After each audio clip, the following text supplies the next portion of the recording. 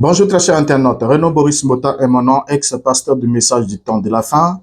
Nous allons aborder un nouveau numéro sur notre chaîne Bel-Air Scriptura, comme vous le savez, la chaîne qui brise les rocs, la chaîne qui expose la vérité sans compromis, sans porter des gants, parce qu'il s'agit exactement de donner un coup de marteau sur le roc de la tradition, du mensonge, de l'incrédulité. Ensuite, pour faire jaillir les éclats ou les étincelles de la lumière véritable. Alors, nous allons aujourd'hui briser le roc autour du message de William Branham. Nous allons notamment parler sur un sujet qui serait tabou pour le monde du message du temps de la fin de William Branham. Et je vous conseille, si vous êtes sceptique, vous êtes quelqu'un qui ne peut pas supporter l'affrontement vis-à-vis de la vérité, de vous abstenir de suivre cette vidéo. Et dans cette vidéo, nous allons juste parler d'un sujet, les mariages de William Branham. Les mariages de William Branham, oui, vous avez bien entendu, les mariages de William Branham, c'est un sujet qui sera chaud et qui va vous exposer la vérité telle que le prédicateur du message du temps de la fin ne vous le dise jamais. J'aimerais d'abord qu'on puisse définir une expression qui va nous permettre ainsi de dresser déjà le chemin, de baliser le chemin sur ce que nous allons exploiter aujourd'hui autour des mariages de William Branham. Vous savez ensemble avec moi que la fiction est un récit qui présente en quelque sorte des individus ou des événements ou même des lieux imaginaires qui ne sont donc pas basés sur des faits réels.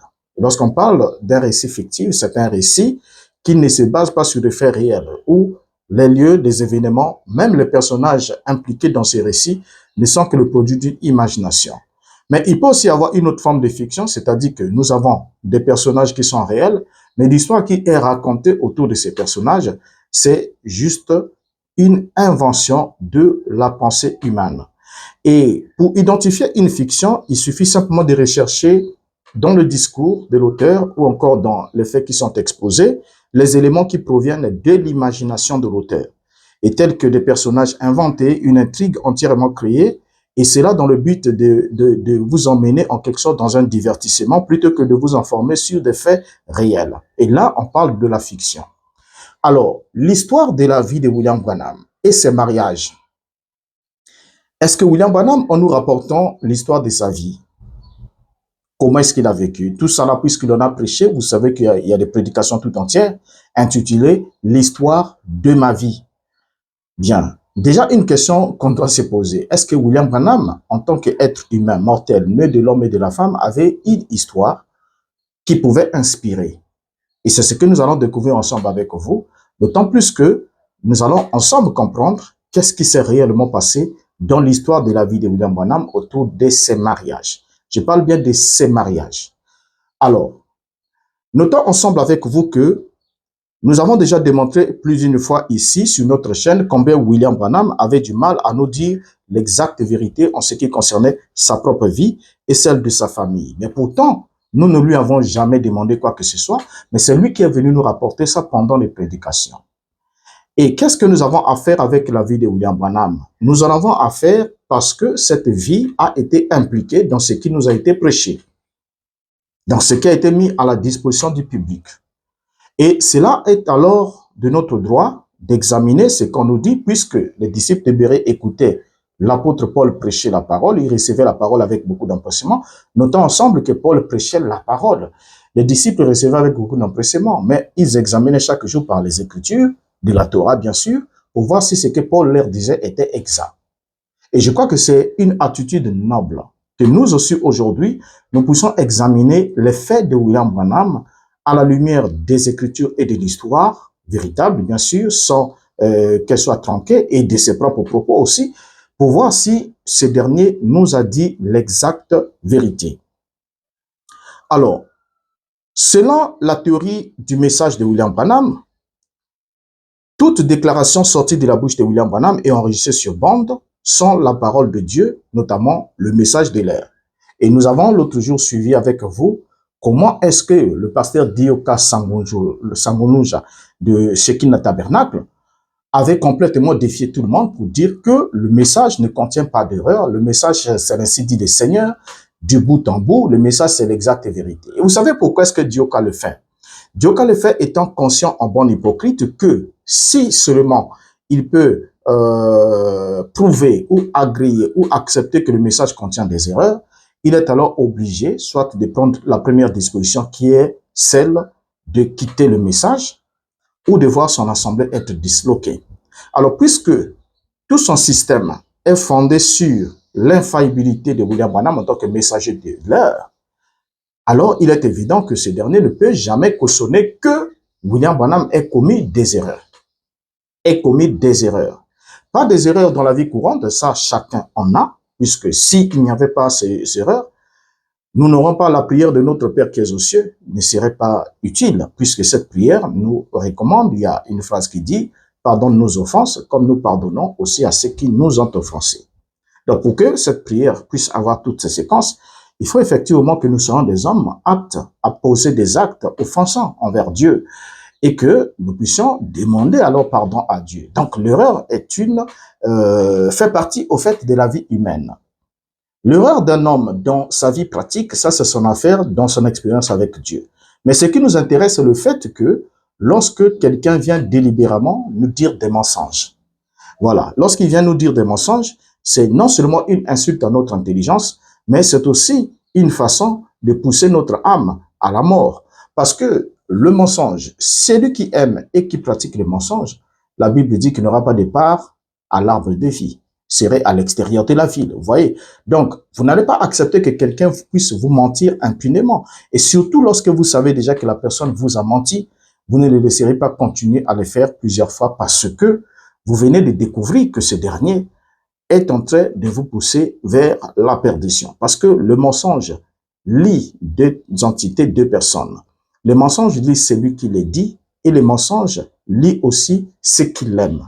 Or, ceux qui aiment les mensonges, ce sont ceux qui ne peuvent pas protester contre le mensonge. Ils disent, moi, c'est pas moi qui les dis, c'est lui qui les dit, c'est lui qui répondra. Mais vous n'avez pas protesté contre ce mensonge, ça veut dire que vous prenez parti. Parce que qui ne dit mot consent. Et lorsque vous ne pouvez pas dénoncer ce qui est faux, c'est que vous faites partie ou vous acceptez ou vous supportez le système. Alors maintenant, parlons ici des mariages de William Branham. Pourquoi est-ce que nous voulons en parler? Parce que tout ce qui est sur bande magnétique de William Branham est le message de l'heure. Dit Dioka, disent aussi des pasteurs que Branham était un prophète et ce qu'il a dit sur bande, c'est l'ainsi dit le Seigneur.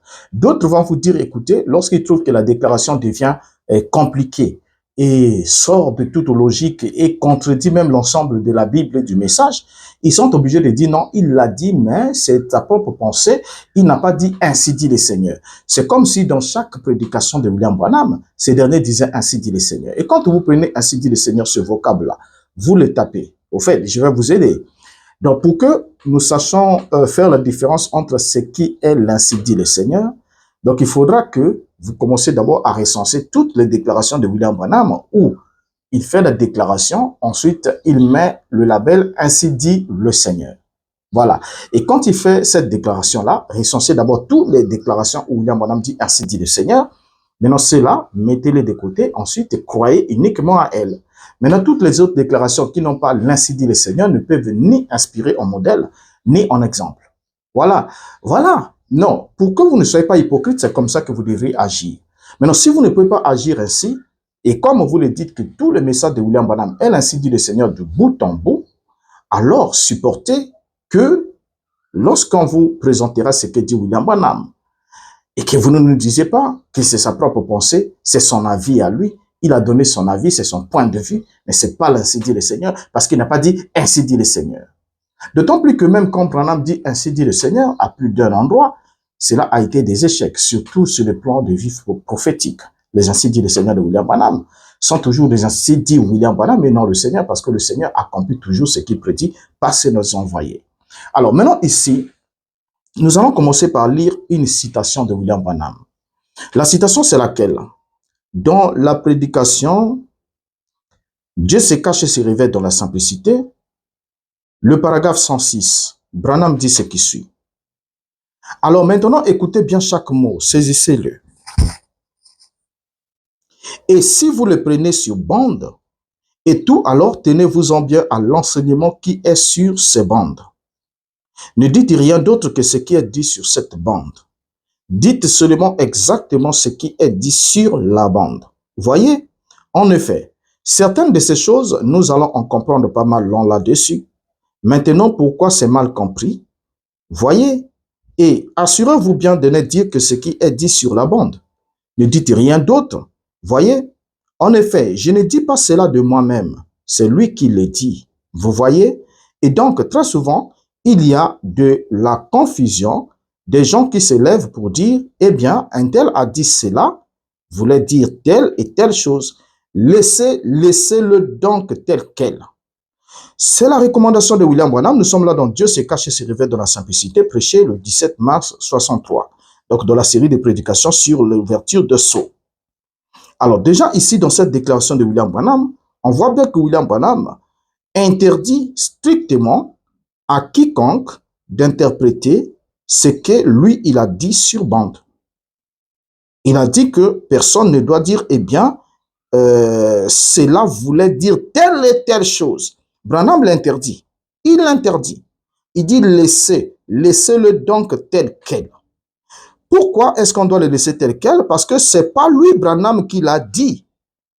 Mais c'est lui qui le dit. Vous voyez, c'est Branham qui le dit. C'est lui. Lui, pour qui? C'est Dieu, son Seigneur, son ange, sa colonne de feu, sa source d'inspiration. Donc, c'est son Dieu, son Saint-Esprit, son ange qui le dit, son Jésus qui le dit.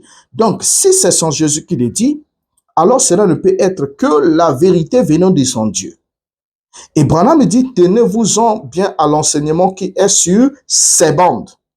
Pas sur cette bande. Parce que s'il s'agissait de cette bande, on devait comprendre que le sceau de l'ainsi dit le Seigneur n'est que sur la bande de Dieu se cache et se révèle dans la simplicité. Mais Branham dit sur ces bandes. Donc les bandes qui sont déjà produites, autant que celles qui seront produites. Vous voyez? Et Branham dit, ne dites rien d'autre que ce qui est dit sur cette bande. Voilà. Donc le culte du message du temps de la fin pratique en apparence une rigueur sur la morale sexuelle, puisqu'il a été dit prétendument à William Branham de ne pas boire et de ne pas fumer, de ne pas suer son corps d'une quelconque manière avec les femmes, parce qu'il aura un travail à faire une fois qu'il sera plus grand. Et sur base de cela, le culte de William Branham pratique en apparence une moralité sexuelle, en disant que ils ont reçu un prophète qui a été gardé par Dieu depuis son enfance, avec l'interdiction de ne pas se souiller avec des femmes. Alors, lorsque nous prenons la vie de William Branham, nous sommes là en train de parler des mariages de William Branham. Et vous allez voir combien les récits qu'il nous apportent et les évidences, la réalité de ce qui a accompagné ces mariages, comment il les a contractés, comment il les a vécus, va alors nous démontrer que ce dernier disait une chose et vivait le contraire de ce qu'il disait. Je ne dis pas pour le dire, mais je vais appeler William Branham et nous allons en parler avec lui. Nous allons l'interroger, il nous répondra. Alors, déjà ici, quand nous commençons dans la prédication, Dieu commissionnant Moïse, prêché le 8 mai 53, le premier paragraphe. Branham dit, « Et j'ai dit, mon père est mort et j'ai eu à travailler. J'ai eu à prendre soin de 10 enfants. J'ai dit, cela ne m'a pas donné l'occasion d'acquérir de l'instruction. » Alors, dans cette première déclaration de William Branham que nous venons de lire ici, Branham est en train de montrer qu'il n'a pas pu avoir l'occasion d'acquérir de l'instruction parce que son père est mort et qu'il devrait travailler alors pour prendre soin de ses 10 enfants. Des 10 enfants. Donc, ce qui a fait que William Branham ne puisse pas avoir l'occasion d'acquérir de l'instruction. Or, nous savons ensemble que Branham nous a raconté ailleurs qu'il a arrêté ses études en 5e année primaire. Voilà, en 5e année primaire, n'est-ce pas? Mais il nous dit ici qu'il n'avait pas eu l'occasion d'acquérir de l'instruction à cause du décès de son père. La première question qu'on a à se poser, est-ce que le père de William Branham est-il mort pendant que William Branham était encore en 5e année de l'école primaire? Quel âge avait-il? Parce que c'est cela. La différence entre la réalité et la fiction se retrouve à ce niveau. Branham dit avoir arrêté ses études en 5e année primaire. Et il nous dit ici qu'il n'avait pas eu l'occasion d'acquérir de l'instruction à cause du décès de son père parce qu'il était censé s'occuper des 10 enfants. Une autre petite parenthèse. Lorsque Branham parle des 10 enfants, qui sont ces 10 enfants? Parce que nous savons très bien ensemble, peut-être vous ne le savez pas pour certains d'entre vous, que Charles Branham, le père de William Branham, n'est pas le premier à décéder dans la famille Branham. Parce qu'ils ont bien eu des décès avant le décès de son père. Donc déjà, lorsque Branham dit que lorsque son père est mort, il était obligé de s'occuper des 10 enfants, il y a un problème. Le problème, c'est lequel? C'est parce que déjà, les Branham eux-mêmes étaient au nombre de 10, y compris William Branham. Et que, à la mort du père de William Branham, et au fait, le père n'était pas le premier décès enregistré dans la famille Branham. Ça, c'est d'abord le deuxième élément. Et en plus de ça, quand Branham dit qu'il devait s'occuper des 10 enfants, qui est le 10e enfant? Dans une autre déclaration, il se rattrape et dit, je devais m'occuper des 10 enfants et les 9, y compris moi-même. Voilà. Est-ce que on est censé tenir ce langage-là s'il n'y a pas un 10e enfant dont Branham prenait soin et qui nous était voilé? Et là, Branham ne nous parle pas de sa mère. Donc la mère est exclue. Branham parle des 10 enfants, qui bien sûr nous savons qu'à la mort de Charles Branham, le père de William Branham, les Branham n'étaient plus au nombre de 10, parce qu'il y en avait qui étaient décédés bien avant. Alors, remarquez une chose. Quand nous regardons la citation de William Branham, Dieu commissionnant Moïse, on ramène cette citation. Dans la citation, Branham dit, mon père est mort, j'ai eu à travailler, j'ai eu à prendre soin de 10 enfants. J'ai dit cela ne m'a pas donné l'occasion d'acquérir de l'instruction. Or, quand nous prenons l'acte de décès de Charles Branham, nous lisons que ce dernier est né le 3 janvier 1883 sur son acte de décès et qu'il est décédé le 30 novembre 1936. Et il est par ailleurs spécifié dans cette même acte de décès qu'il est mort à l'âge de 53 ans d'âge. Donc Branham va lui-même confirmer l'âge de son père dans la prédication suivante, la jonction du temps, prêchée le 22 janvier 56, paragraphe 23, Branham dit, mais mon père est mort à 52 ans. Alors donc, Branham vient ici de nous confirmer l'âge approximatif de son père en nous laissant entendre que ce dernier serait décédé à 52 ans d'âge, bien que l'acte de décès spécifie qu'il était mort à 53 ans. La première question qu'on a à se poser, William Branham nous dit que son père l'avait eu à ses 18 ans, et son père Charles Branham avait 18 ans à la naissance de Branham. Et en 1936, le père de Branham a 53 ans, ou 52 ans, comme le dit Branham. La première question, est-ce que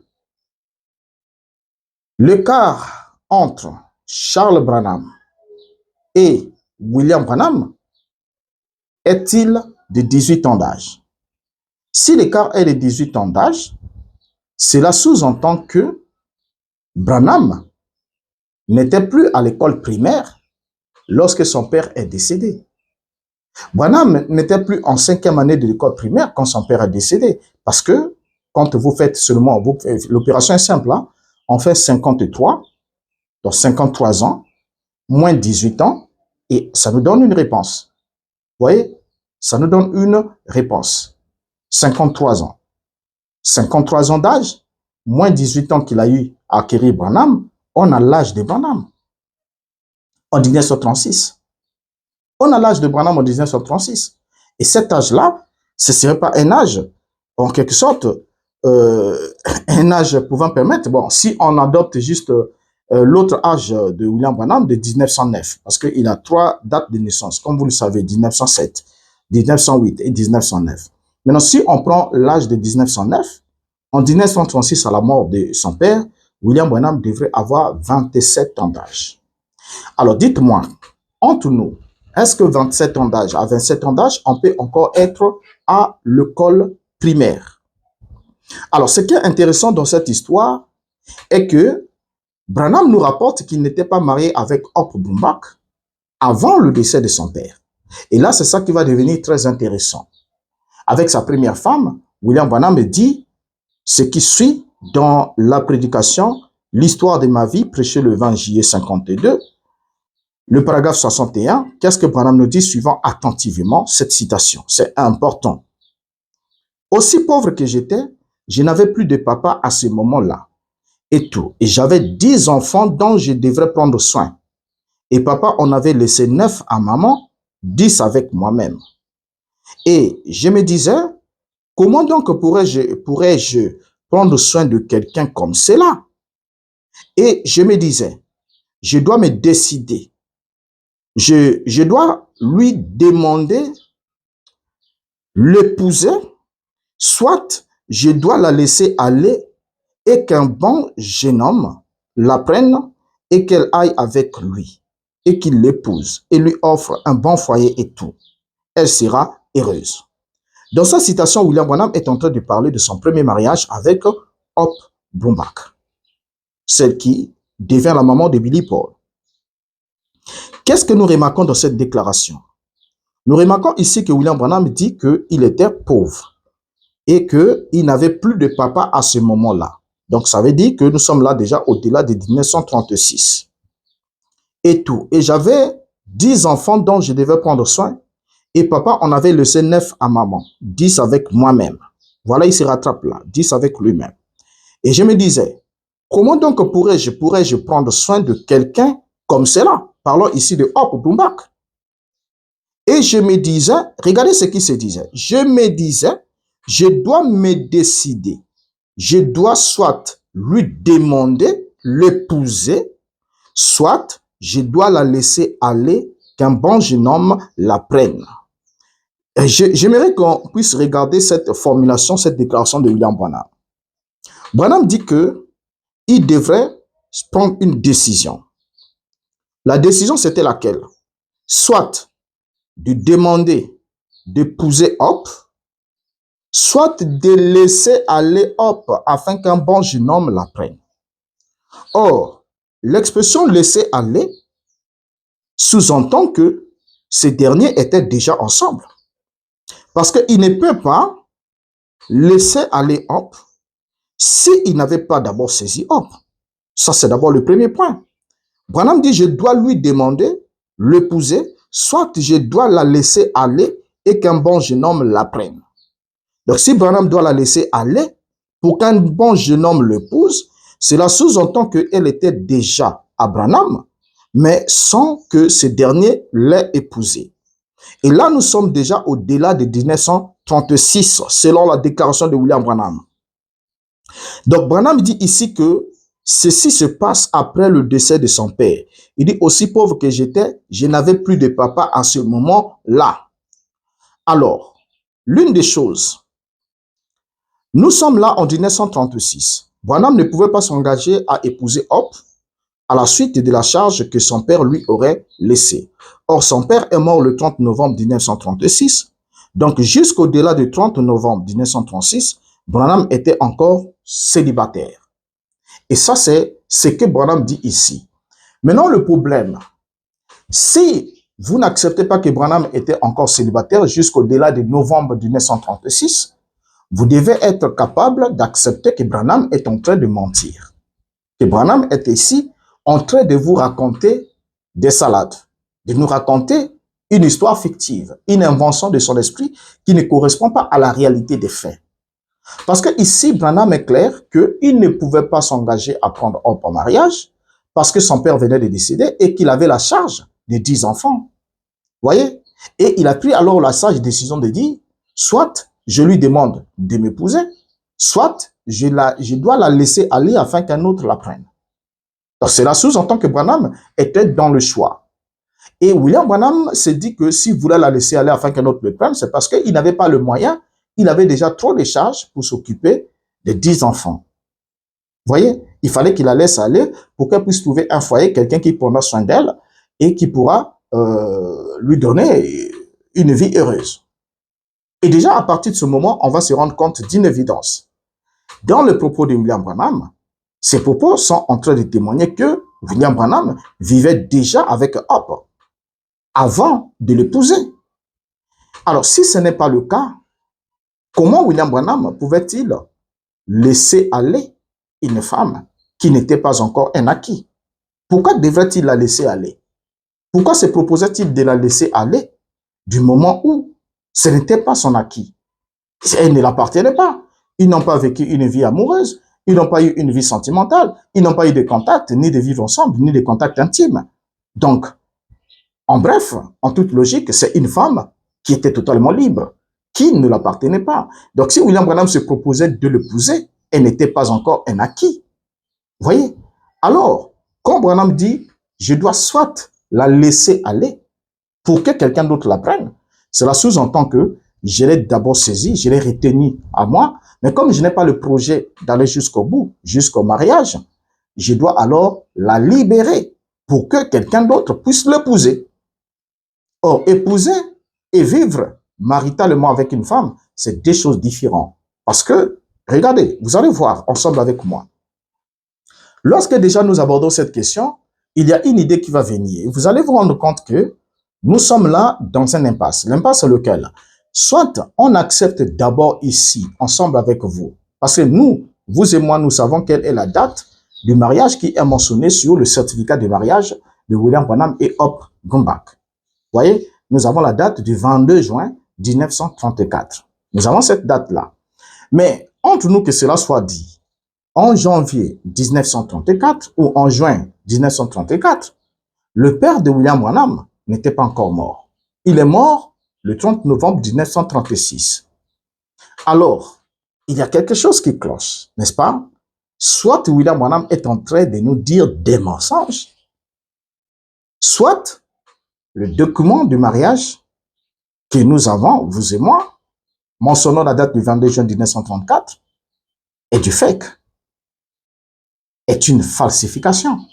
Or ça, nous ne pouvons pas le dire parce que c'est un document qui est légal, qu'on peut retrouver et retracer.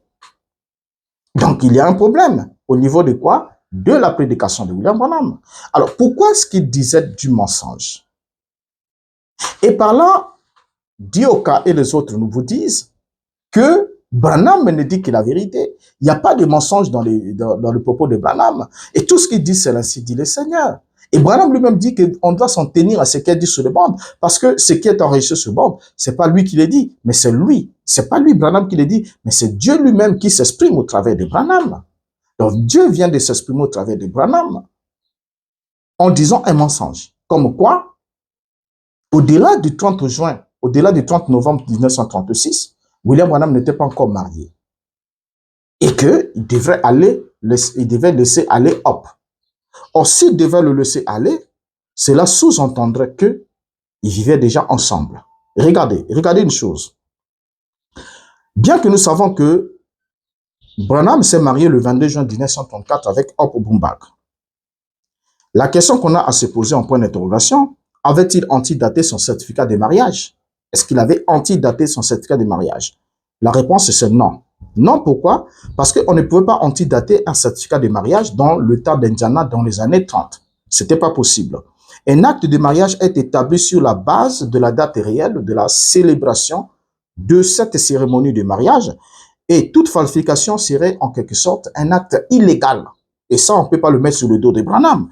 Donc, les documents d'état civil tels que le certificat de mariage reflètent en fait la vérité des événements qui s'y sont enregistrés et ne peuvent pas être modifiés pour une date antérieure à celle de la célébration officielle. Alors, pourquoi Branham a-t-il menti qu'il était, au fait qu'il voulait renvoyer Hop après la mort de son père? Pourquoi a-t-il menti qu'il voulait la renvoyer après la mort de son père pour que quelqu'un d'autre la prenne? Et Branham me dit que je dois soit l'épouser, soit je dois la laisser partir. Parce que la charge était immense. Donc cela sous-entendrait que, dans l'autre propos de William Branham, il était sur le point de divorcer.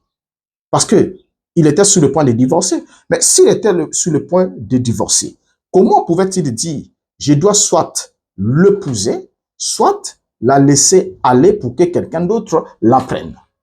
Pourquoi est-ce qu'il devait le faire?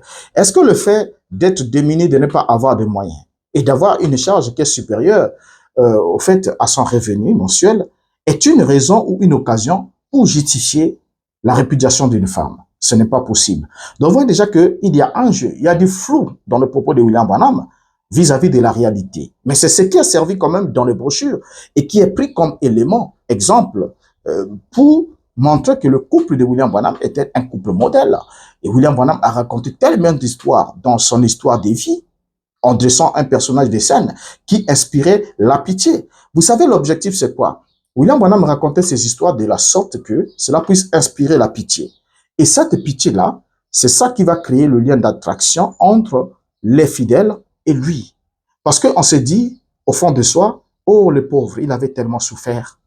Alors, comme il avait tellement souffert, moi, je ne peux plus alors accepter d'ajouter encore une souffrance à sa déception, de l'abandonner. Donc, je dois m'accrocher à lui. En fait, les gens, Branham ne racontait pas ces histoires dans le but d'inspirer les gens pour voir son parcours, mais il dressait un personnage de scène qui inspirait de la pitié, envie d'attirer l'attention et de captiver les âmes faibles et sensibles. Et comme ça, il a reçu les coups. Ce qui fait que lorsque on raconte l'histoire de la vie de William Branham, ou bien lorsque vous l'écoutez sur bande, si vous n'avez pas des émotions bien solides, vous pouvez avoir des larmes qui peuvent couler aux yeux. Les larmes peuvent couler. Or, ces larmes-là qui coulent expriment alors la pitié et la compassion que vous avez envers lui par rapport à ce qu'il a vécu. Et déjà, quand vous inspirez cette pitié et cette compassion que vous avez envers lui pour ce qu'il a vécu, cela crée automatiquement un lien d'attachement entre vous et lui. Ce qui fait que même si aujourd'hui on vous démontre que Branham est faux, si vous n'avez pas encore vu tellement d'évidence que le Saint-Esprit n'aide pas votre cœur à comprendre que Branham est faux, vous ne pouvez pas abandonner William Branham. Pourquoi? Parce que vous vous dites, le gars a déjà trop souffert dans sa vie, dans son message, que je ne peux plus ajouter la souffrance à cela. Et même si vous ne pouvez pas le dire directement comme ça, mais l'objectif pour lequel William Branham avait peint son personnage de scène de cette manière, c'était pour inspirer de la pitié afin de créer un lien qui doit vous attacher à lui. Remarquez, lorsque nous évoluons, on retient déjà cet épisode-là. On va alors prendre la situation de Billy Paul, la naissance de Billy Paul. Savoir si Billy Paul est né dans le mariage ou bien il est né avant le mariage. C'est important. Et vous allez le voir, on va les interpeller, ils vont nous-mêmes nous en parler. Alors, lorsque Billy Paul, le fils aîné de William Branham, s'était remarié après son divorce, ça avait créé d'énormes problèmes pour l'image publique du révérend Branham, connu pour ses prédications sévères contre le mariage, contre le remariage après le divorce. Alors cet événement va sensiblement modifier aussi la position de Branham sur le sujet du mariage et divorce, puisqu'il va désormais prêcher qu'il est acceptable pour les hommes de se remarier après un divorce, mais pas acceptable pour les femmes de le faire. Et si Branham était obligé de modifier sa conception de cette affaire de remariage, c'était à cause de la situation qu'il vivait dans sa propre famille. Il avait un frère qui même était missionnaire avec lui, qui avait divorcé plusieurs fois, remarié plusieurs fois, et que le mariage était même célébré par William Branham lui-même. Et il avait aussi son propre fils Billy Paul qui était divorcé et remarié. Alors, dans le souci de limiter les dégâts sur son image publique, Branham va carrément affirmer que le mariage de son fils, Billy Paul, avait été légalement annulé, mais les archives judiciaires montrent que Madame Holly Mae Christopher Branham avait poursuivi Billy Paul Branham en divorce en date du 23 septembre 1953.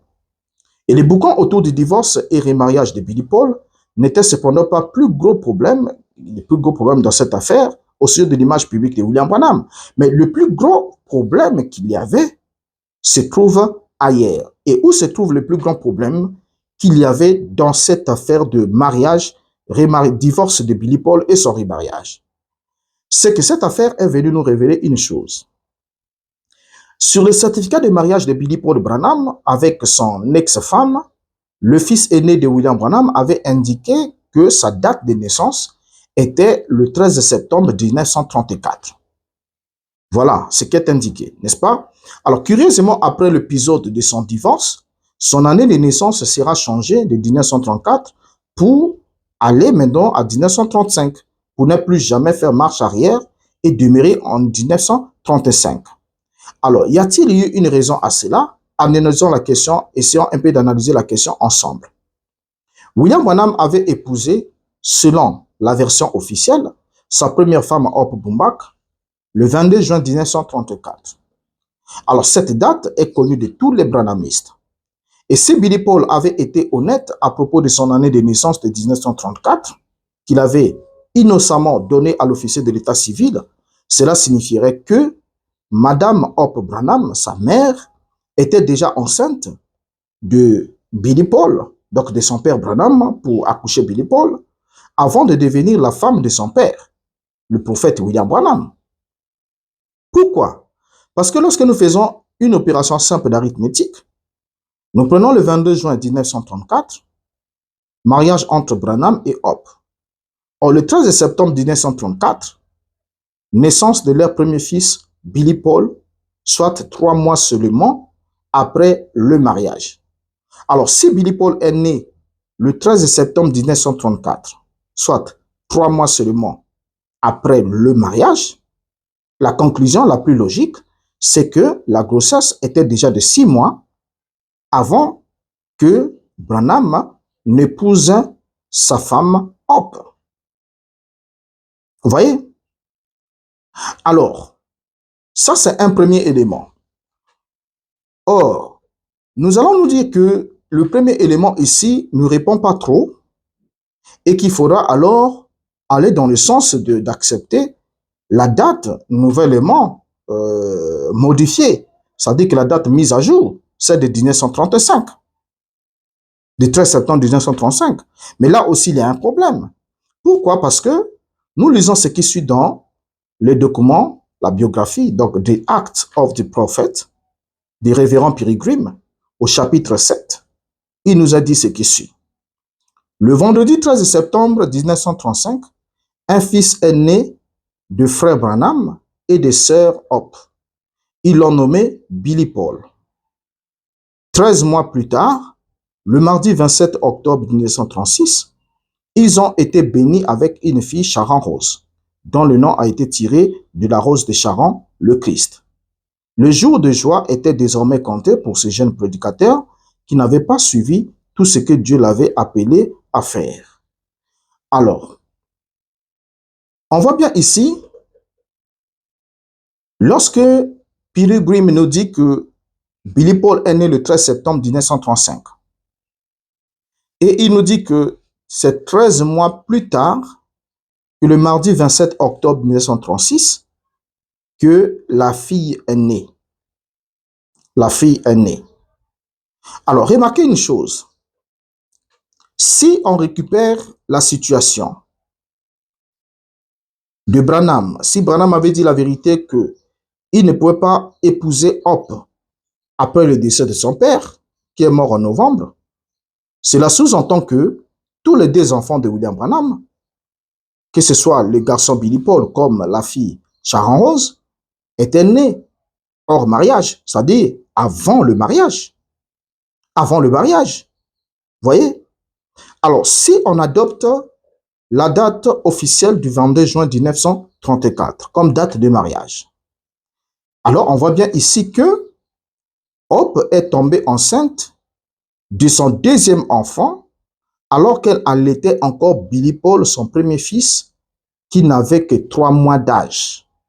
Donc, pour que les 2 enfants puissent avoir 13 mois d'écart d'âge, il faudrait que la femme ait conçu, comme les dates de naissance nous le montrent, que la femme ait conçu pendant qu'elle allaitait d'abord le premier enfant qui n'avait que 3 mois d'âge. Alors, l'une des questions qu'on peut se poser, est-ce que quand la femme allaite et qu'elle est à 3 mois d'âge, peut-être tombée enceinte d'un homme réputé, spirituel, qui ne s'approchait pas trop de sa femme? Et donc Dieu avait dit, ne touche pas, ne suis pas ton corps d'une quelconque manière avec les femmes, car tu as un travail à faire quand tu seras plus âgé. Et voilà que la femme est encore en train d'allaiter un bébé à 3 mois. Branham a tiré dessus jusqu'à ce qu'elle tombe enceinte. Ce qui fait que les 2 enfants puissent, comme chez nous, en lingala, on dit à Katimoine. Voilà. Donc, il a sévré, un sévrage brutal. Parce que le premier enfant est encore en train de sévrer, est encore en train d'allaiter. Donc, on l'allaite encore. On n'a pas encore sévré pour le premier enfant. Et voilà que Branham ajoute un 2e. Alors que le premier bébé n'avait que 3 mois d'âge, ce qui fragilise aussi la santé de la femme et qui l'a rendu aussi exposé à la tuberculose, à la méningite et tout le reste de l'épidémie qui avait frappé en ce temps-là. Parce que le système immunitaire, le médecin, ça, ils vous le diront, le système immunitaire ne s'était pas encore totalement reconstitué, comme Branham a ajouté une autre grossesse. Alors, pendant qu'on évolue dans la question, on va se rendre compte que, sans vouloir ici apporter un jugement à William Branham, nous sommes simplement en train de vous montrer ici que c'était un homme. Voilà, un être humain, comme vous et moi, ou encore pire que certains d'entre vous et moi. Lorsque nous prenons la question du mariage, on évolue un peu. Beaucoup de prédicateurs ne savent pas que marier les gens dans ou hors des édifices religieux n'est pas un enseignement biblique, car aucun prophète dans la Bible, ni aucun sacrificateur, ni aucun apôtre n'a eu à officier des cérémonies de mariage comme le font prétendument les pasteurs de nos jours, que ce soit dans un édifice religieux, que ce soit à l'extérieur d'un édifice religieux. La célébration du mariage ou bien marier le couple n'est pas une prérogative des prédicateurs. N'est pas une prérogative des prédicateurs. Et je ne vais pas vous l'apprendre que Branham a copié ça chez les Mormons, parce que c'est chez les Mormons où on doit se marier dans le temple afin que on puisse assurer une continuité avec la famille, donc ceux qui sont déjà allés de l'autre côté. Donc pour assurer la continuité, il faut se marier dans le temple. Donc votre mariage doit commencer dans le temple. Et c'était une obligation, c'est eux qui l'ont institué ainsi. Et Branham aussi l'a copié et il l'a emmené. Mais laissez-moi vous apprendre et vous rappeler que dans la Bible, aucun serviteur de Dieu, aucun prophète n'a eu à officier une cérémonie de mariage. Ne nous parlez même pas d'Élézer de Damas, parce qu'Élézer de Damas n'a jamais marié Rebecca et Isaac. Il ne les a pas mariés. Il a fait une mission, il est allé chercher une épouse pour Isaac, le fils de son maître. Et quand il est arrivé là-bas, il a donné ce qu'il fallait donner, des présents, des dons à la femme comme à la famille. Ensuite, il a pris la femme, il l'a emmenée. Et quand la femme a vu l'époux, qui est ce jeune homme qui vient vers nous, il a dit, c'est mon maître, c'est mon seigneur Isaac. La femme a mis le voile, la Bible dit, elle est allée à la rencontre de son époux. Alors, qu'est-ce qui se passe? Isaac raconte, plutôt Élisée raconte à Isaac tout ce qu'il a fait, comment les choses se sont passées. Isaac prend sa femme et l'emmène dans la tente de Sarah, sa mère. La Bible dit, c'est là qu'il va la prendre et elle va devenir sa femme. Donc, ce n'est pas un acte intime qu'elle va devenir sa femme. Donc, vous allez voir que il n'y a pas eu de tralala comme en ce qu'on dirait une cérémonie de mariage. Il n'y a aucun modèle dans les Écritures, aucun exemple dans les Écritures. Vous voyez? Où Dieu aurait institué, disons, lorsque, par exemple, à Moïse, il dit, lorsqu'un homme et une femme voudront se marier, on les fera approcher du sacrificateur, le sacrificateur fera tel geste, prononcera telle parole, scellera les vœux, fera ceci, cela. Toutes ces histoires-là sont des inventions humaines qui n'ont rien à voir avec la parole de Dieu.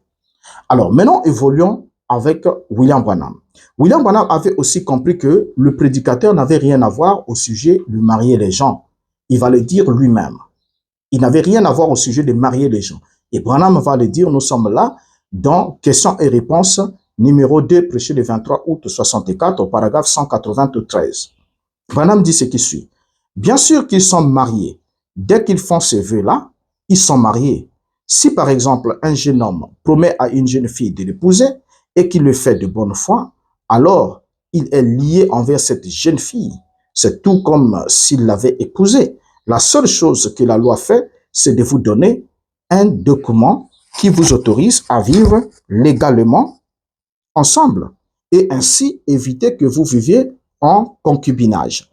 Mais quand un homme dit à une femme, je vais t'épouser chérie, je vais te prendre pour femme, veux-tu me prendre? Il est marié. Voilà Branham, il est marié. Au paragraphe 194, il ajoute, votre vœu, c'est sacré. Et c'est ça, en fait, qui vous unit en mariage. Il n'y a aucun prédicateur qui peut vous marier. Aucun magistrat, ni rien d'autre. Ce qui le fait, c'est le vœu que vous avez vous-même, que vous avez fait vous-même à Dieu et à cet homme. Une fois que vous avez fait cette promesse, vous êtes marié. Bien, Branham dit ici une bonne chose et une mauvaise chose à la fois. La bonne chose est qu'aucun prédicateur ne peut marier les gens. Mais dire que c'est par le vœu que l'on est marié, c'est encore mentir, car la Bible dit bien que ce sont les parents qui marient leur fille à un homme, et non un simple vœu. Sinon, toutes les femmes du monde seraient des divorcées, puisqu'elles ont déjà entendu les pleins je t'aime, faites de bonne foi, que je veux que tu deviennes ma femme. Elles en ont vraiment entendu, hein? Elles en ont vraiment entendu. Demandez aux femmes, elles vous le diront. Et à combien aussi dans leur jeunesse, elles ont dit oui, d'accord, et oui, j'accepte, je t'aime aussi, voilà, j'accepte. Et combien de fois ils l'ont fait? Vous voyez? Et Branham veut tricher, certains veulent tricher, dit non, le vœu n'était pas sincère. Parce que Branham dit qu'il doit le faire de bonne foi. Mais qu'est-ce que ça veut dire de bonne foi? Mais la sincérité, vous n'avez pas un sincéromètre. Vous mesurez le degré de sincérité que quelqu'un fait. Voilà. Et il y a des gens qui sont fougueux, il y a d'autres qui sont timides, mais chacun s'exprime à sa manière. Donc, ce que Branham dit ici, c'est déjà un mensonge.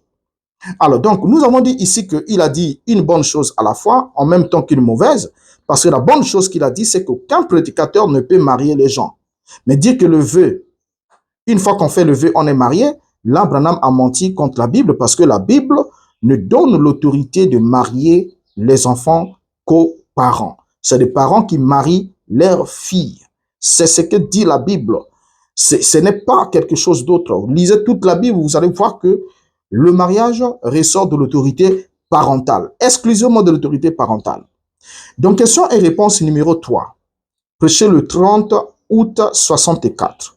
Paragraphe 160. Branham répond à la question numéro 88. Il dit, je dis donc, avez-vous été marié par un magistrat? Vous aurez dû être marié par l'Église, par le pasteur. C'est la chose qu'il convient de faire pour un chrétien. Maintenant, la question qu'on doit se poser. Si la veille, William Branham, en date du 23 août 64, donc en date du 23 août 64, il avait d'abord dit que ce n'est pas, il n'y a aucun prédicateur qui peut vous marier. Et ici, le 30 août 64, donc le même mois, juste une semaine après, Branham change de langage et dit, je dis donc, avez-vous été marié par un magistrat? Vous aurez dû être marié par l'Église, par le pasteur. C'est la chose qu'il convient de faire pour un chrétien. Branham est très contradictoire, n'est-ce pas? Et ses adeptes ne savent pas effectivement que Branham était très contradictoire. Alors, d'un côté, aucun prédicateur ne peut marier les gens, c'est le vœu qu'ils font, qu'ils les marient. Une fois qu'ils font le vœu, ils sont mariés. Et de l'autre côté, Branham dit, lorsqu'il a rencontré ce couple-là, en train de faire leur vœu dans l'église, les deux devant l'autel, c'était un renouvellement de leurs vœux, donc ils étaient dans leur anniversaire de mariage, ils sont venus renouveler leurs vœux, parce qu'ils s'étaient dit qu'ils se sont mariés à l'autel, et Branham avait pensé qu'ils se marient sans prédicateur. Il dit, mais tiens, comment vous vous mariez sans prédicateur? Voilà.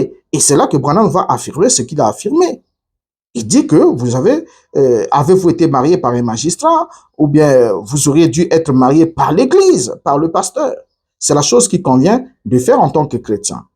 Mais or, Branham est là en train de se contredire. Et lorsqu'il avance en 1965, le 20 février 65 dans la prédication, le lieu d'adoration que Dieu a choisi. Qu'est-ce que Branham nous dit au paragraphe 63? J'ai dit, mais vous n'avez pas pu passer dans la rue, la prendre et lui dire, viens avec moi, Jones. Il a fallu qu'elle devienne d'abord par une cérémonie de mariage, une Jones. Sinon, vous vivez dans l'adultère. Alors, je me demande bien déjà ici si Branham connaissait bien la définition de l'adultère. Il vient de dire qu'il faut une cérémonie de mariage, sinon le couple qui vit ensemble, sans cérémonie de mariage, c'est des gens qui vivent en adultère. Or, l'adultère, c'est le fait qu'un homme puisse aller avec une femme qui appartient à un autre. C'est ce que la Bible dit. La Bible dit, tu ne commettras point adultère avec la femme de ton prochain. Vous voyez? Alors, donc déjà ici, là, quand Branham dit qu'il faut une cérémonie de mariage, sinon, vous vivez en adultère, Et cette cérémonie de mariage, Branham le dit comment? Il le dit plus haut, comme on l'a lu dans la question-réponse numéro 3, que vous devez être marié par l'Église, par le pasteur, et une cérémonie de mariage, alors, doit vous éviter de vivre en adultère, selon Branham. Or, Branham, qui avait exclu les prédicateurs et les magistrats dans les mariages, va alors s'y rattraper encore ici. Vous voyez? Et le 21 février 65, donc un jour après avoir prêché le seul lieu d'adoration que Dieu a pourvu, dans la prédication du mariage et le divorce, prêché le 21 février 65, le paragraphe 198. Qu'est-ce que Branham dit? Quand vous avez une révélation directe de Dieu, comme quoi c'est là votre femme, et vice-versa, c'est la vôtre pour le reste de votre vie. Voyez? Par contre, ce que l'homme unit, n'importe qui peut le séparer. Mais ce que Dieu a uni, aucun homme n'ose toucher. Ce que Dieu a uni, a-t-il dit, aucun homme ne le sépare. Pas ce qu'un magistrat à moitié ivre, ou qu'un autre adjoint, ou un prédicateur rétrograde, avec un tas de credos dans un livre, qui laisserait les gens faire n'importe quoi au monde, alors que la parole de Dieu est là, est la même devant lui. Voyez, je parle de ce que Dieu a uni. Remarquez ici que William Branham exclut le magistrat à moitié ivre, il exclut un autre, quelqu'un d'autre, et il montre que seul Dieu doit unir. Et Branham exclut aussi un prédicateur rétrograde. Et ce prédicateur rétrograde, selon lui, c'est celui qui a un tas de credos dans un livre. Voilà. Et qui laisserait les gens faire n'importe quoi au monde. Alors que la parole de Dieu est la même devant lui. En plus, la question qu'on doit se poser, est-ce qu'un croyant du message de William Branham peut-il nous dire dans quelle église a été célébré le mariage de Branham avec Meda Brown, sa deuxième femme? Est-ce que quelqu'un peut nous trouver la photo, nous apporter la photo de la cérémonie de mariage de Branham et Meda? Le défi est lancé. La photographie de la cérémonie de mariage de Branham et Meda. Vous savez que Branham, c'est quelqu'un qui aimait les photos, hein? Il aimait vraiment la photographie. Même quand il a la chasse, photo. Même quand il est en train de manger une boîte de conserve, photo. Même quand il fait un peu des petits gestes de boxe, photo. Donc, dans tous les cas, William Branham aimait bien s'afficher. William Branham aimait bien qu'on puisse le photographier. La photo, en tout cas, c'était vraiment le péché mignon de William Branham. Mais est-ce que, s'il vous plaît, est-ce que, en tant que croyant du message de William Branham, pouvez-vous nous trouver une seule photographie de la cérémonie du mariage de William Branham avec sa deuxième femme, Meda Brown? Est-ce que vous pouvez la trouver? Si vous pouvez la trouver, en tout cas, envoyez-la nous, parce que ce défi, il est lancé depuis des années. Hein.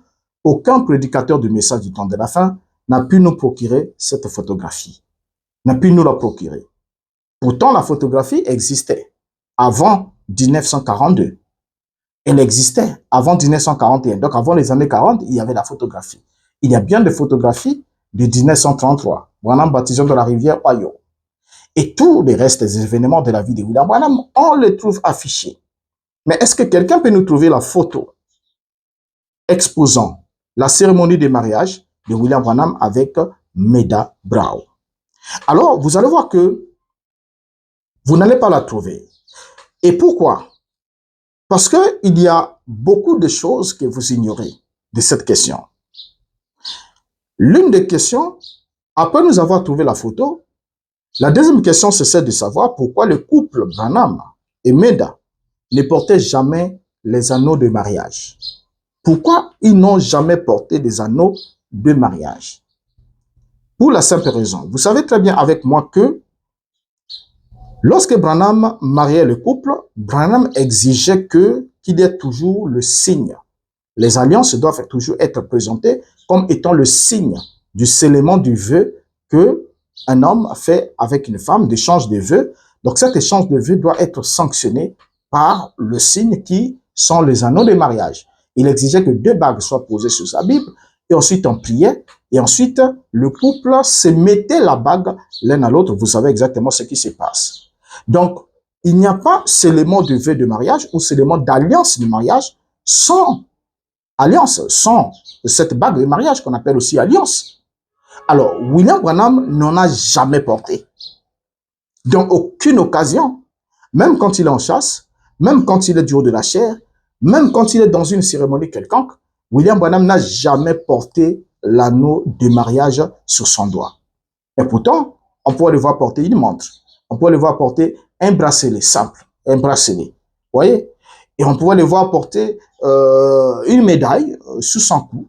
Voilà. On peut le voir porter toutes ces choses, mais jamais on a vu William Branham porter l'alliance de mariage. Mais pourtant, dans la cérémonie de mariage, on peut lire Branham qui exige qu'une alliance soit posée sur la Bible pour honorer, pour en quelque sorte confirmer ou sceller le vœu qui est fait par le couple. Mais certains vont vous dire, écoutez, William Branham aimait d'assez se marier, mais William Branham pouvait enlever sa bague pour une occasion quelconque parce que certains peuvent se marier et ensuite, à cause du métier qu'ils font, ils peuvent enlever la bague pour ne plus jamais la remettre. Donc, c'était sûrement le cas de William Branham. Ça sont des suppositions. Parce qu'avant qu'on puisse démontrer que William Branham pouvait enlever sa bague et la déposer pour ne plus jamais la porter, on doit d'abord être capable de démontrer que William Branham avait porté cette bague. Il faut d'abord qu'il ait cette évidence. Mais aucune fois, dans aucune photographie de William Branham, on regarde bien ses deux mains. On peut afficher certaines photos. Vous allez voir que William Branham ne portait jamais l'anneau de mariage sur son annulaire gauche. Que ce soit le droit ou le gauche, votre choix, il n'en portait jamais. Absolument jamais. Alors, une chose aussi, l'anneau de mariage est mis par le conjoint, qui recommande, qui déclare par cette action que vous lui êtes consacré. Mais est-ce que c'est à vous de l'enlever? Parce qu'en fait, une fois qu'il est mis, c'est le lien d'union qui vous lie, si réellement vous vous êtes échangé des anneaux, et qui doit quitter votre doigt que lors de la mort du conjoint. Parce qu'on dit jusqu'à ce que la mort vous sépare. Une femme est liée à un homme aussi longtemps que celui-ci vit. Voilà. Donc, jusqu'à ce que la mort vous sépare. Donc, c'est quand la mort intervient qu'on peut ôter l'anneau. Parce que celle qui vous a mis cet anneau s'en est allée. Donc, vous ne lui êtes plus engagé. Mais aussi longtemps qu'elle vit. Et vous n'avez pas d'anneau. Alors que vous êtes prétendument échangé des anneaux selon cette tradition. Il y a tout un problème. Alors, remarquez une chose. William Branham et Maida Brown se sont mariés le 23 octobre 1941. Dans une maison, et c'est là, dans la ville de Clarksville, une ville voisine de Jeffersonville, en Indiana, par un ministre pentecôtiste du nom de Carney Carpenter. Alors, quelles sont les raisons qui ont fait que William Branham, qui nous a dit que le mariage doit être célébré à l'église par un prédicateur, va quitter le Branham Tabernacle, là où il avait même des pasteurs associés, pour aller dans la ville voisine, pour aller célébrer son mariage ou être marié dans le salon des Carpenter. Lui et sa femme, dans le salon des Carpenter, ils vont être mariés par Carney Carpenter. Quelle en est la raison? Pourquoi, William Branham ne se marie pas dans le Branham Tabernacle? De deux, le mariage de William Branham n'est pas célébré par un prédicateur croyant de son message, alors qu'il avait des associés. Et de trois, William Branham se déplace hors de Jeffersonville pour aller être marié par un homme pentecôtiste qui ne le marie pas aussi dans son église, mais qui le marie dans son salon, dans sa maison. Pourquoi cela s'est passé ainsi? Est-ce que ce que William Branham a fait reflète exactement ce qu'il a donné comme enseignement en matière de mariage? C'est là la bonne question qu'on a lieu de se poser. Remarquez une chose. Lorsqu'on pose la question de savoir quelles sont les raisons qui ont fait que le prophète William Branham aille célébrer son mariage dans une maison, sans cérémonie officielle, sans que son église, le Branham Tabernacle, soit saisi ou y participe, et en dehors de la ville de résidence. Parce que vous savez, la question traditionnelle qu'on pose, si quelqu'un connaît un seul motif pour lequel ces deux couples ne peuvent pas être unis légalement, qui se prononcent ou qui se taisent à jamais. On ne pouvait pas poser cette question à Jeffersonville. On ne pouvait pas la poser à Jeffersonville.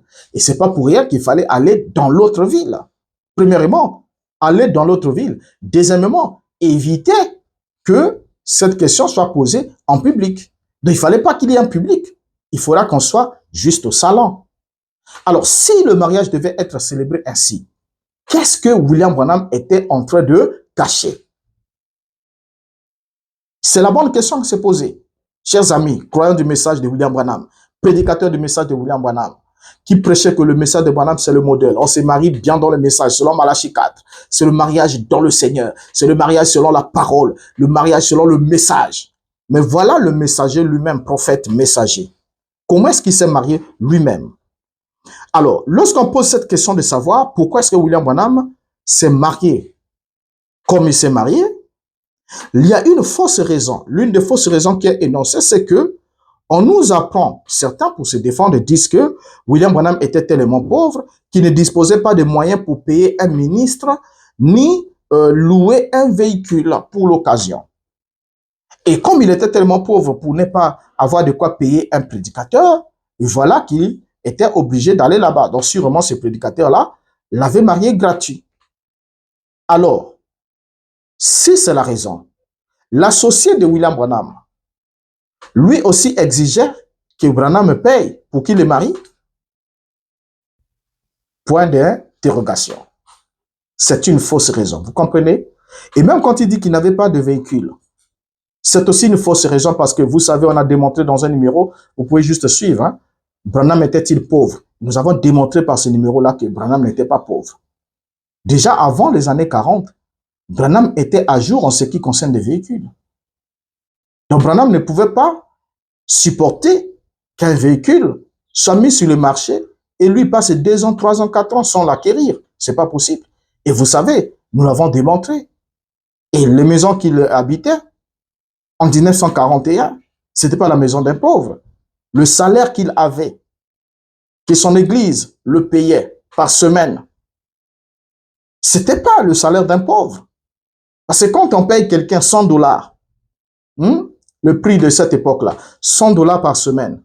Donc, ça veut dire qu'il avait $400 par mois, avec le train de vie des années 40. Donc, c'était pas un homme pauvre. Et ça, c'est un faux prétexte. Pour dire que s'il est allé là-bas, c'est parce qu'il n'y avait pas d'argent. D'autres disent, écoutez, comme il devait travailler à temps plein, la femme aussi travaillait à temps plein pour subvenir à leurs besoins, comme Branham ne prenait pas les dîmes des gens, et que Branham ne voulait pas mettre ça à la charge de l'église. Donc, il a voulu épargner l'église sur ça. Il a juste pris Médard, il est allé avec, et ils sont allés faire ça ailleurs et ils sont revenus. Informer ensuite les autres que voilà, et nous l'avons déjà fait. Ce qui est totalement faux. Totalement faux. Les raisons sont ailleurs. Les raisons sont ailleurs.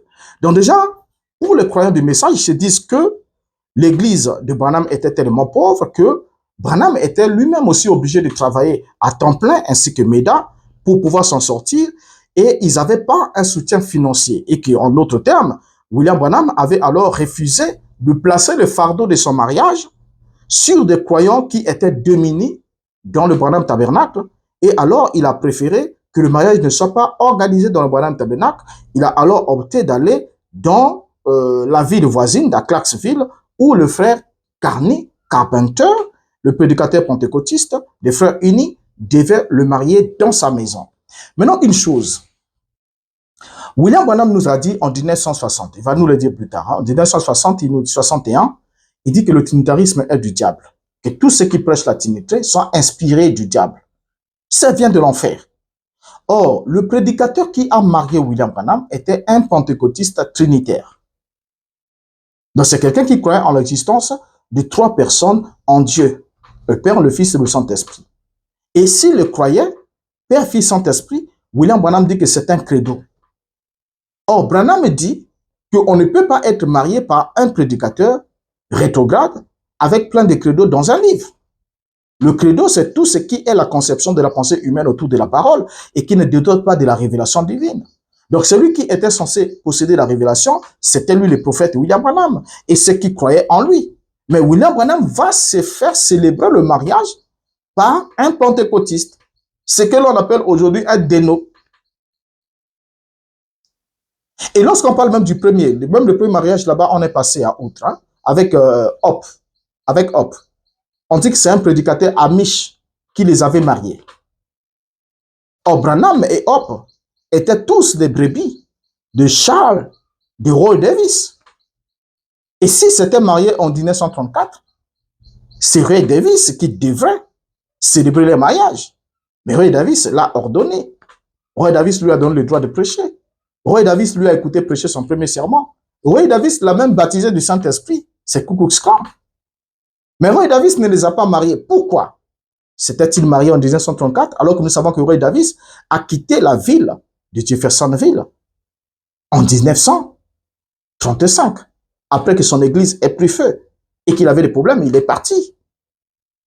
Donc c'est tout à fait évident que la thèse qui dit que c'est après la mort de Branham que Branham a épousé sa femme risque de tenir, mais qui bien sûr est confronté aux documents officiels.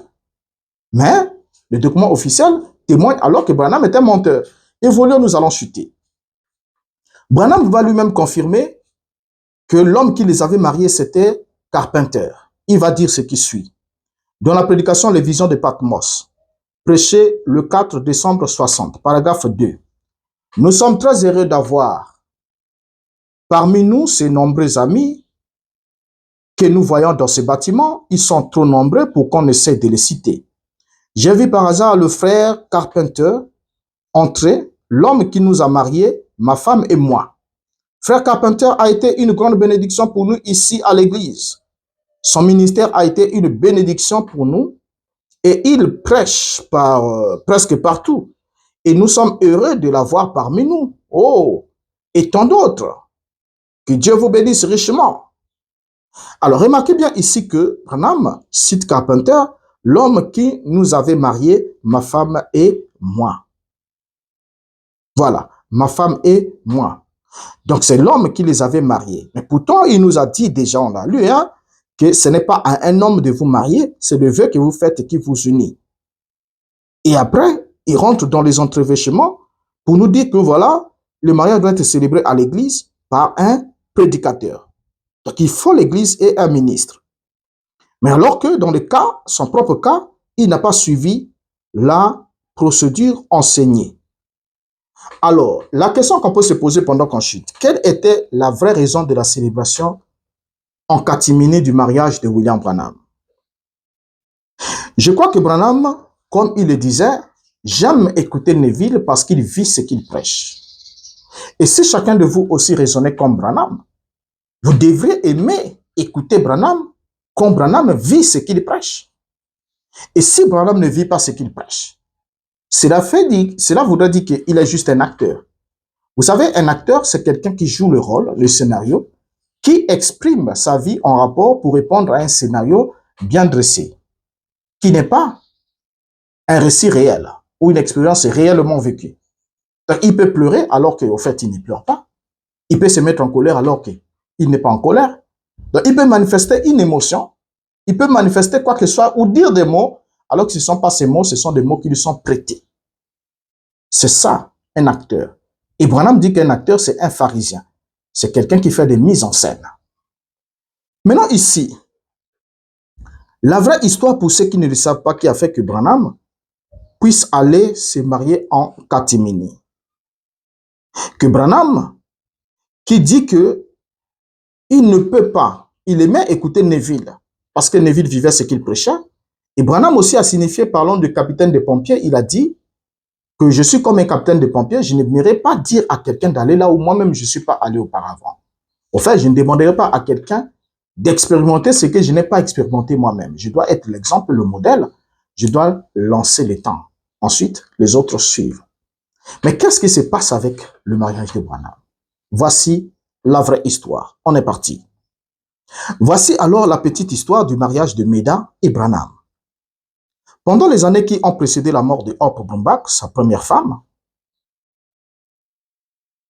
et spécialement après la naissance de Billy Paul et de Sharon Rose, qui n'avaient qu'une année d'écart d'âge, comme nous l'avons déjà démontré, c'est-à-dire que Hope tomba enceinte de son second enfant, alors qu'elle n'avait que dans le bras un bébé de 3 mois, Billy Paul. Une jeune fille du voisinage du nom de Meda Brown aidait la sœur Hope dans les travaux ménagers et pour prendre soin des enfants. Alors, la mort de Hope, c'était tout ce qu'il y avait de naturel que cette jeune fille, alors âgée de 18 ans, continua de prendre soin de Billy Paul. De Hope Brumbach, au fait, Meda Brown était en quelque sorte la nounou de Hope, la babysitter. C'est elle qui s'occupait, qui aidait Hope dans des travaux domestiques, parce qu'il vivait aussi dans le voisinage. Elle était d'abord la fille de Frank Brown, qui était un membre du Branham Tabernacle. Alors donc, cette fille-là, Meda a commencé à continuer à prendre soin de Billy Paul.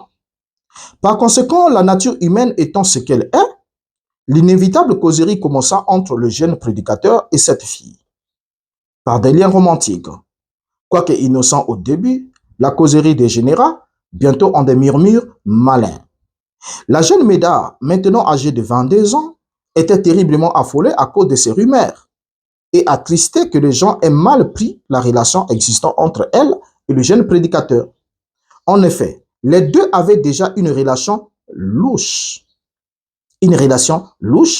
Jusqu'à ce que les deux se mettent ensemble et forment une famille.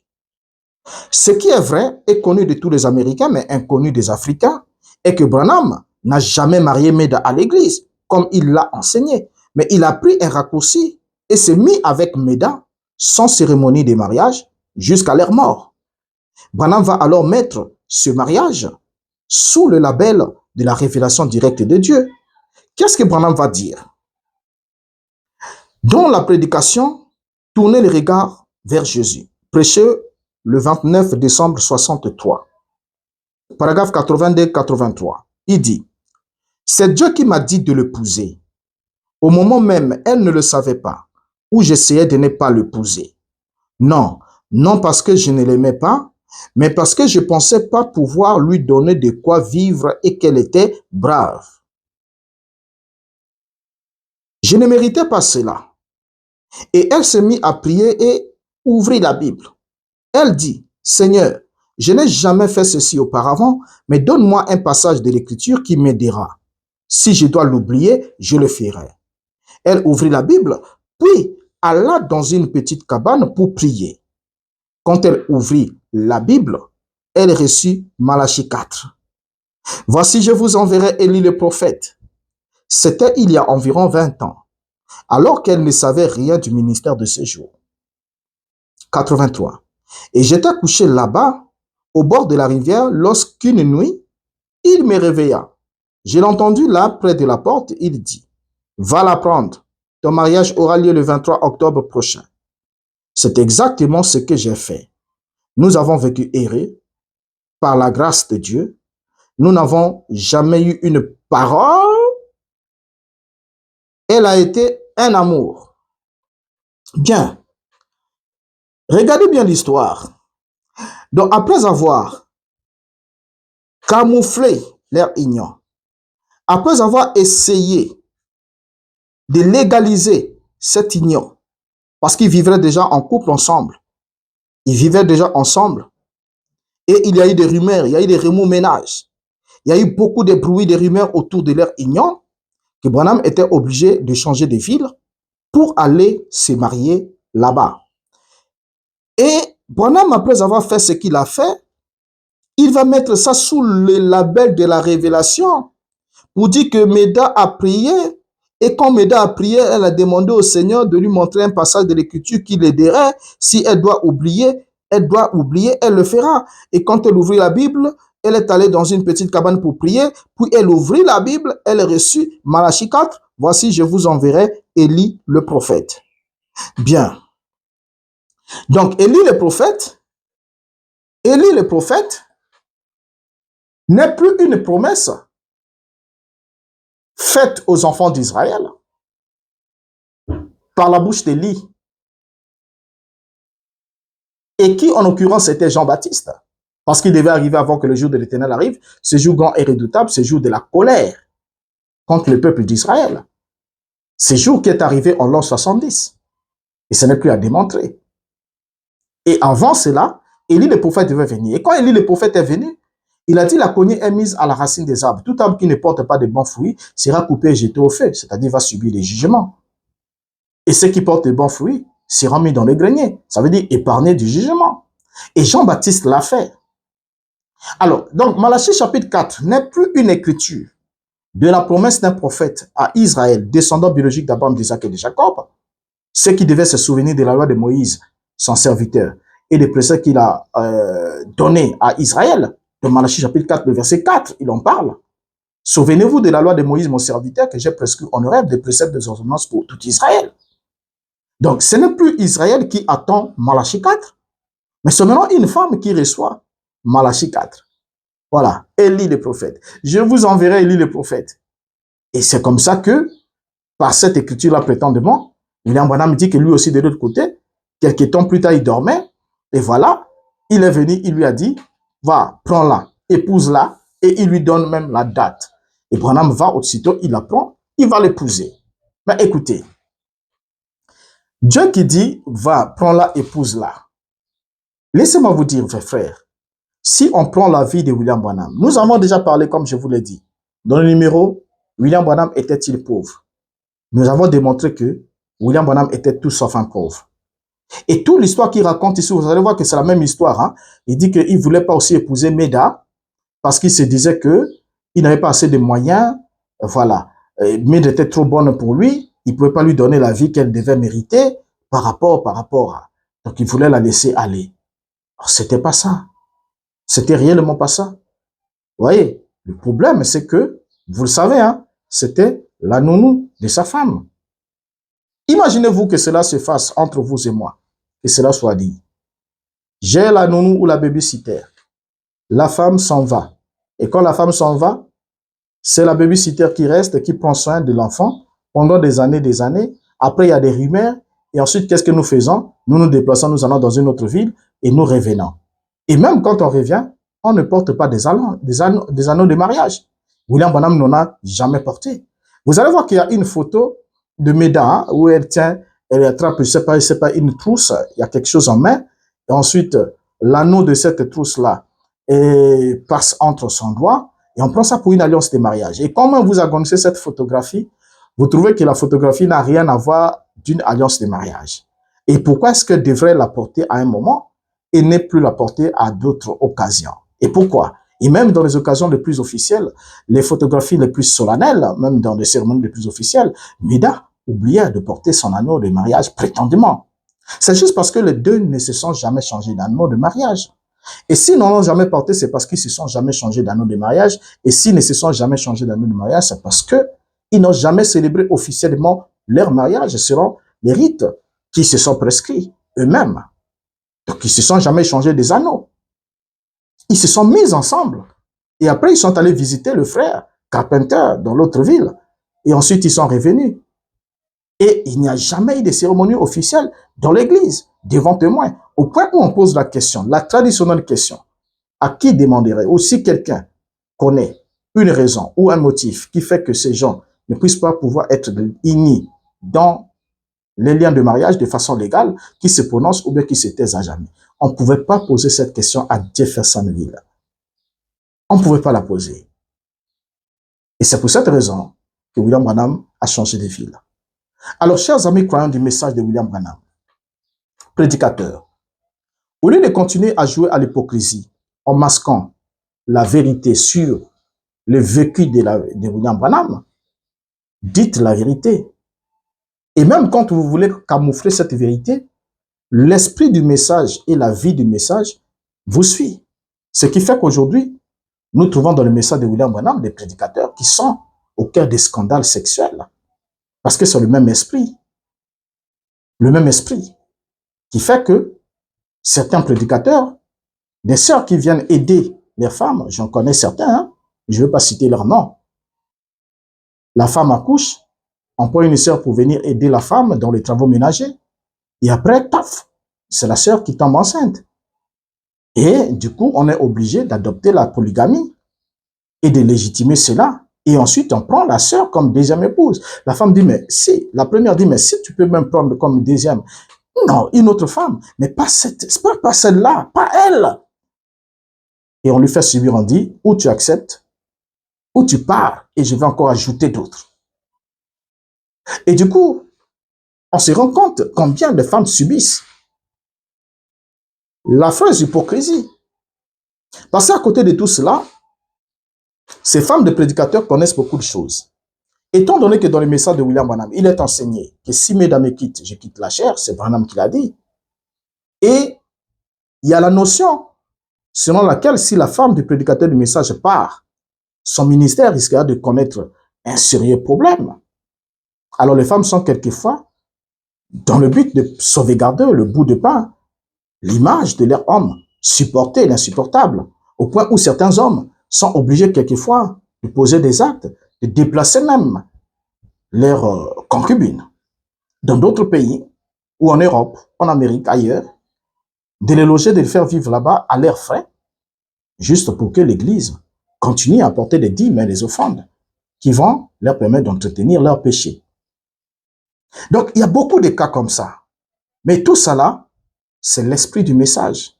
Si William Branham l'a commencé, alors, et que vous devrez exactement faire ce qui est dit sur bande, comment pouvez-vous dire faire le contraire que la vérité? Bien sûr que Branham a hypocritement présenté un autre visage, mais la réalité de sa vie était aussi une autre réalité. Voilà ce qu'on avait à vous apporter sur les mariages de William Branham. Et si vous pouvez relever les défis en nous apportant des réponses sur toutes les questions que nous sommes posées dans ce numéro, nous serons très contents de vous lire en commentaire. Maintenant, notez ensemble avec moi, pendant que nous nous quittons, que c'est pas hypocrisie que les prédicateurs du message de William Branham, c'est riche en donneurs de leçons. Lorsque leur vie n'est pas exposée, ils parlent très fort. Mais une fois que l'odeur de viande pourrie attire le mouche tout autour, ils se taisent. Et après, on entre dans le fanatisme en disant, même si je le trouve en flagrant délit sur ma propre femme, il restera mon pasteur. Ça me fera rien. Et quand les gens arrivent à raisonner ainsi, c'est qu'ils sont pires que les hommes politiques. Parce que celui qui les dit, c'est pas n'importe qui. Vous allez trouver un associé, un pasteur associé qui dit, voilà, et même si je trouve mon pasteur avec ma propre femme, il dit pour moi, vous savez absolument rien dire. Pourquoi? Parce qu'à la fin du mois, j'ai 1 million, j'ai 2 millions, j'ai 3 millions, j'ai 4, 5 millions de salaire. Donc du coup, si j'essaie de crier au scandale, je perds 1 million de salaire par mois pour ça. Non, en fait, le péché n'a plus sa valeur lorsqu'il est mesuré par rapport à l'intérêt financier. Et c'est ça l'hypocrisie qu'il y a dans le monde du message de William Branham. Alors je vous dis au revoir et vous donne rendez-vous à un autre numéro. Abonnez-vous, partagez, likez, laissez votre avis en commentaire. C'était votre frère Renaud Boris Mbota, ex-pasteur du message des temps de la fin. Merci.